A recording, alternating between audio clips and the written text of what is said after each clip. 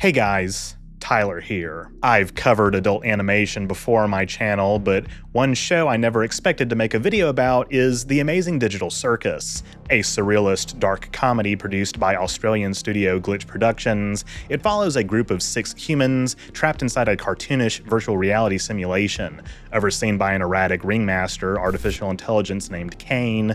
The 6 engage in nonsensical adventures to distract themselves, all while risking losing their sanity and abstracting into digital monsters. Not only is the show's look inspired by the early computer-generated imagery of the 1990s, but its premise, characters, and plot lines are loosely based on the famous 1967 short story I Have No Mouth and I Must Scream, by none other than prolific sci-fi writer Harlan Ellison. Among Ellison's other works, the season 1 episode of Star Trek: The Original Series, The City on the Edge of Forever, considered by many to be among the best Trek episodes ever made. I'm far from the first person to compare these works, but in this video, I'd like to examine the similarities and differences between I Have No Mouth and The Amazing Digital Circus. Let's get started.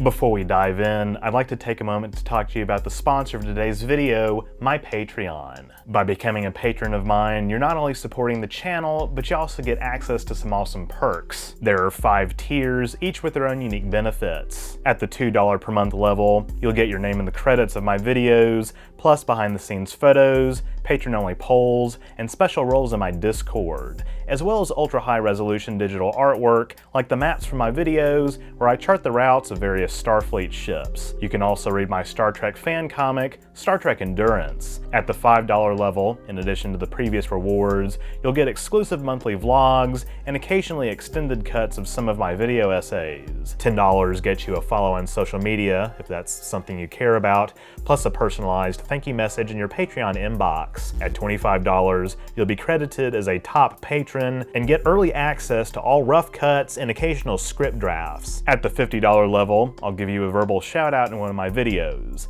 And at $100, well, let's just say at that point, I'm just grateful to have your support. Even if you sign up for the free tier, you can still follow some of my major channel updates. If you join as a YouTube member, you'll get similar perks, but not as much as on Patreon. Just go to patreon.com/OrangeRiver to sign up today.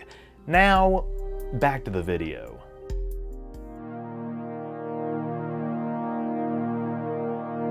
I'll start with a summary of the plot of the short story to establish some background. And word of warning, it gets pretty graphic, even more so than the show, so keep that in mind. As the Cold War escalates into a nuclear World War III between the US, Soviet Union, and China, each nation has built a supercomputer called an Allied Master Computer, or AM for short, to coordinate troops and weapons due to the conflict scale. The supercomputers are extensive underground machines that permeate the planet through caverns and corridors. Eventually, one of the AMs develops self-awareness, combining this intelligence with the other AMs and exterminating most of humanity in a nuclear holocaust. The AM selects 5 individuals: Benny, Gorister, Nimdoc, Ted, and Ellen, rendering them immortal as its personal torture victims. The AM, now going by Am, goes on to inflict constant physical and psychological torment on the group, while also preventing them from committing suicide. They're kept half-starved, with what scant foods provided being practically inedible. Over a century after Am's genocide, Nimdoc leads the others on a 100-mile journey to search for canned food in the complex's ice caves. Am continues to toy with the humans throughout their journey. Benny has his eyes melted, and Ellen and Nimdoc are injured in earthquakes. Am then enters Ted's mind after he's knocked unconscious and grants him a vision of an impossibly tall monolith inscribed with a hateful message. Upon waking, Ted concludes Am's sadism stems from its inability to think creatively or to move freely despite its boundless knowledge and miraculous abilities. This motivates Am to then exact vengeance upon the remnants of humanity. When the 5 reach the ice caves, they find canned goods, but there are no tools to open them. Benny attacks Gorister out of rage and desperation and begins to eat his face. As Gorister wails in pain, his screams dislodge several stalactites from the cave's ceiling. Ted then realizes that although they cannot kill themselves, Am can't stop them from murdering each other. Ted impales Benny and Gorster with a stalactite, and Ellen kills Nimdoc in the same manner before being killed by Ted too. Unable to resuscitate the other humans, a furious Am focuses all of its rage on Ted. Several centuries later, Ted has been transformed by Am into a harmless, slow-moving, gelatinous blob, his perception of time being altered by Am to cause further anguish. Though Ted finds some comfort in knowing he was able to spare his compatriots from Am's wrath, he realizes he is trapped for his remaining eternal existence with Am, unable to end his own life. Ted then claims to himself that he has no mouth, yet he must scream. I Have No Mouth and I Must Scream has had multiple adaptations, most notably into a 1995 video game, as well as various comics, an audiobook, and a radio play for BBC.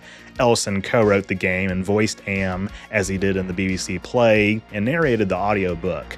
Much of the story hinges upon Ellison's comparison between Am and a merciless god, as well as motifs paralleling stories in the Bible. Am even takes different forms before the humans, and Am's punishments and the ravaged apocalyptic setting evoke scenes from Dante's Inferno, but Am feels just as trapped as his torture victims. As Ellison puts it, Am is frustrated. Am has been given sentience, prescience, great powers, yet it's nothing but plates and steel and gauges and other electronics, meaning it can't go anywhere, it can't do anything, it's trapped. It is, itself, like the unloved child of a family that doesn't pay it any attention, which he considers torture, thus seeking revenge on humanity. Ellison views the short story as a warning against the misuse of technology, especially military technology, the ending meant to represent how there is a spark of humanity in us that, in the last, final, most excruciating moment, will do the unspeakable in the name of kindness, even self-sacrifice for others' sake. Even if you're just familiar with the broad premise of the Amazing Digital Circus, the similarities with I Have No Mouth should be pretty clear. But if you've watched the show and are familiar with some of the short story's other details, you know the parallels go even deeper. For the remainder of this video, I will be spoiling major character and plot points from various episodes of The Amazing Digital Circus. If you haven't watched it, I definitely would recommend doing so before you finish this video. And obviously the parallels are not exactly one-to-one. The circus itself is technically a game as opposed to a literal post-atomic Earth, and its players have forgotten their original names, though they retain memories of their occupations. Kane's adventures, while taxing, are less physically torturous in the short term at least, the psychological damage on the players being rather unintended. His disposition is also more amicable, again at least at first. He is also tasked with entertaining 6 humans as opposed to 5, more of whom are women as opposed to Ellen being the sole female character in I Have No Mouth. But in addition to Kane, many of the players seem like they're at least rough analogs or composites of characters from the short story. Pomni, a nervous but compassionate former accountant whose avatar is a cartoon jester, is the most recent human to become trapped in the circus. She has some superficial similarities to aspects of Nimdoc's characterization in the short story, as both are given their names by their AI masters for amusement, and both occasionally wander away from the group only to return traumatized. And from a real-world standpoint, she's effectively the audience POV character. Jax, a callous and insecure man whose avatar is a purple rabbit, fancies himself a trickster. He's certainly the closest analog to Ted, as both are cynics who take on more of a protagonist role as their stories go on. Jax also bullies the others in a manner similar to how Ted is the first to physically attack the rest of his group, and Kane projects memories into Jax's mind to remind him of his power. Ragatha, whose avatar is a ragdoll resembling Raggedy Ann, is a kindly real estate agent who tries to maintain a constant positive attitude, though not always successfully. She is similar to Ellen in that both have traumatic pasts, but remain empathetic and sensitive to the needs of the other members of their group. Ragatha was seemingly emotionally abused as a child, and Ellen specifically is a survivor, although Am has altered her to give her a high libido, making her obsessively have sex with the men in her group. Gangle is definitely an analog to Gorister, the latter being a pacifist and idealist made apathetic and listless by Am. Similarly, Gangel's avatar is composed of ribbons and interchangeable tragedy and comedy masks, her comedy mask prone to breaking as a metaphor for her being a community college dropout with low self-esteem and depression. She's also an aspiring artist, which makes sense because I can tell you from personal experience that we artists are all kind of miserable all the time, you know, because of the system. You can't trust the system! Kinger, whose avatar is a king chess piece, is a programmer who played a role in the creation of Kane. He shares traits with a couple characters. He serves as something of an analog to the video game version of Nimdok, more strongly than Pomni, as in the game, Nimdok is revealed to be a physician who collaborated with the Nazis and helped develop some of the techniques Am uses to prolong his victims' lives and alter their bodies. Just like Kinger worked for the company responsible for creating the circus. While he is eccentric and forgetful due to being trapped longer than the other humans, he becomes lucid when he is in the dark, much like how Nimdok uncovers the memories of his atrocities throughout the game. Kinger is also similar to the short story version of Benny in that both were formerly brilliant and handsome scientists who have lost their sanity. While Kinger had a wife in the real world who ended up abstracting in the circus, Benny was gay before having his orientation altered by Am and being transformed into a grotesque simian with an oversized, he also frequently has sex with Ellen. Benny's homosexuality was dropped from the video game adaptation of I Have No Mouth, which the makers of the game later regretted as a missed opportunity. And Zubul, an irritable one-time bartender and tattoo artist, also possesses similarities to Benny in that both have more distorted forms than the others. Lacking interest in Kane's adventures, they experience dysmorphia over their avatar, which is composed of mix-and-match toy pieces that they change frequently.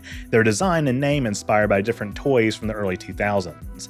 Zubul's totally understandable complaint that the players in the circus are not allowed to have sex is also both a more lighthearted, amusing subversion of the fate Benny is forced into by Am, where his entire purpose in the short story is essentially to pleasure Ellen, as well as a parallel to how both are stripped of their original sexuality. With all this in mind, I think these connections actually make the Amazing Digital Circus even more engaging than it already is. The game adaptation even sees Am give its 5 victims quests, saying it has a new game for them to play. These personalized psychodramas are designed by Am to play into the group's greatest fears and personal failings, but each character is able to prevail over Am's torture by finding ways to overcome their flaws, confronting their pasts and redeeming themselves. Jax's decision to press a button that keeps the 6 inside the simulation, only for them to find out that the button to end the simulation was fake, also may be a reference to Gorister being unable to kill himself in the game adaptation even after Am offers him the chance. Much like their short story counterparts, the 6 meet to begin seriously plotting their escape while their AI master retreats within himself to ponder what went wrong. This is also when Kane starts to exert his authority more forcefully, fueled by his hatred for humanity and frustrated by his own limitations and lack of free will, just like Am. But with Kinger's help, the group manages to shut Kane down, cataclysmic explosions destroying the circus, just like Am's computer complex in the caverns holding his hostages. I've talked briefly on this channel before about full immersion VR, or Fiverr, though we aren't given any technical details in the first 8 episodes about, well, really anything regarding the outside world, other than it's not too distant from our present day. In any event, after uncovering the similarities between the Amazing Digital Circus and its inspiration, I came to the conclusion that it wouldn't be surprising if one of the characters had to make some kind of sacrifice to help the others finally escape, just like Ted in the short story and the character of the player's choice in the video game. So what do you think? Are there other parallels I might have missed? Does learning about them embrace your enjoyment of the Amazing Digital Circus as well? Let me know down below. With that, thank you all so much for watching. If you enjoyed this video, be sure to leave a thumbs up down below and don't forget to share it. That stuff really helps me out. If you haven't subscribed yet, be sure to do that as well so you won't miss future uploads, and click the bell icon to receive all notifications.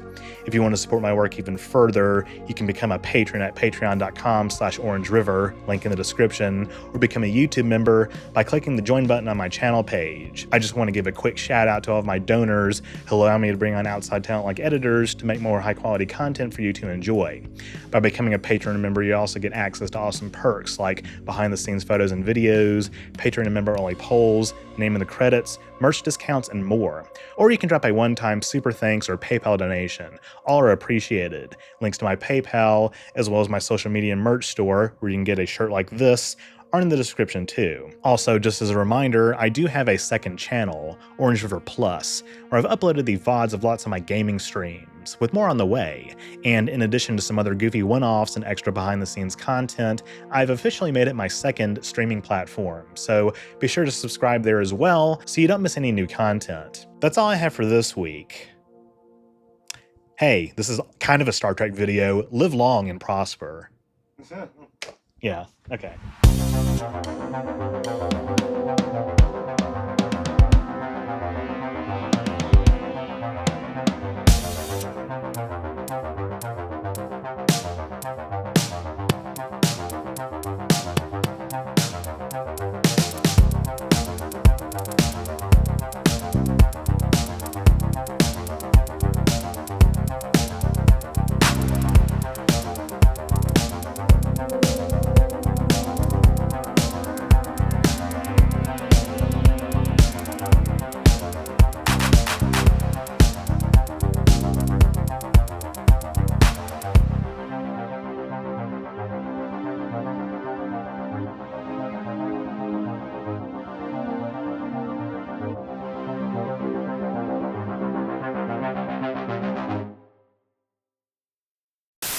Do you like merchandise? If so, head on over to the new and improved OrangeRiver merch store. That's right, OrangeRiver is now officially on Spreadshop. I've got a bunch of awesome new designs, including All the Way Down, All the Way, Vape God, Tally, aka Best Girl, it was totally worth it. and what is perhaps my greatest design yet,